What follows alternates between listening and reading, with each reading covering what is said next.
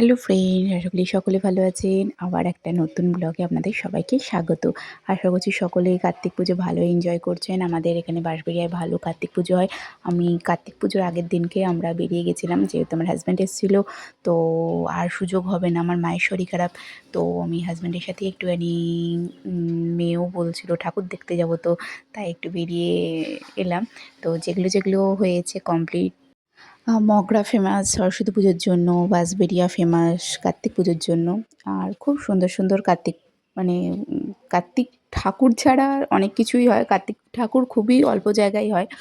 আর সব জায়গায় সন্তোষী মা, গণেশ, বিষ্ণু, মানে এই রকমই সব জায়গায় হয়। জানি না কেন একটা আলাদাই অন্য টাইপের। শিব, মহাদেব এইসবই হয় বেশি। তো দেখুন, কতগুলো প্যান্ডেল আপনাদের সাথে শেয়ার করলাম। আশা করি আপনাদের ভালো লাগবে। ভালো লাগলে প্লিজ শেয়ার করবেন, আর ফেসবুক থেকে দেখলে প্লিজ ফলো করবেন আমাদের। আর একটা ব্যাপার, অনেকেই শর্টস দেখেন, শর্টস অনেকেই দেখেন, কিন্তু বড় ভিডিওগুলো কেউই বেশি দেখতে চায় না। প্লিজ দেখুন, আপনাদের কাছে অনুরোধ। আর প্লিজ সাবস্ক্রাইব করুন আমাদের চ্যানেলটাকে। জানু কিন্তু খুব এনজয় করে এইসব ঠাকুর দেখা, ঘুরতে যাওয়া। দেখুন খুব এক্সাইটেড ও।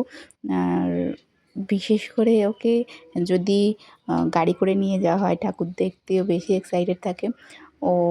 মানে এখনও পর্যন্ত প্রত্যেক দিনই বলে যে ঠাকুর দেখতে যাবো, ঠাকুর দেখতে যাবো। আমাদের বাঙালিদের 12 মাসে 13 পার্বণ কিছু না কিছু লেগেই থাকে। তো ও জানে যে সবসময় কিছু না কিছু থাকবেই। তো ও সবসময় বলে ঠাকুর দেখতে যাবো, ঠাকুর দেখতে যাবো। তো নিয়ে গেছিলাম, ও খুব ভালোবাসে।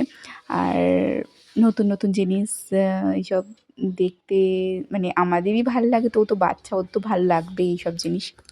আনফর্চুনেটলি আমার শাশুড়ি মারও শরীর খারাপ, আমার নিজের মারও শরীর খারাপ। পরিস্থিতি নয় একদম ঘুরতে যাওয়ার মতন বা ঠাকুর দেখার মতন, কিন্তু বাচ্চাটার জন্য যেতেই হয়। তাই একটু নিয়ে গেলাম বাচ্চাটার খুশির জন্যই। সব রকম পরিস্থিতিকেই ফেস করতে হবে, কিছু করার নেই। যেমন ভালো তেমন খারাপ তো থাকবেই জীবনে। এটাকেই মানিয়ে নিয়ে চলতে হবে, কিচ্ছু করার নেই। এটাই বাস্তব। তো বাচ্চারা তো বোঝে না, আর অবশ্য বোঝার এখন বয়সও নয়। যাই হোক, আশা করি সকলের কার্তিক পুজো ভালো কাটছে। আর সবাই সুস্থ থাকবেন, ভালো থাকবেন। আবার নতুন একটা ভিডিও আপনাদের সাথে শেয়ার করব। Thank you.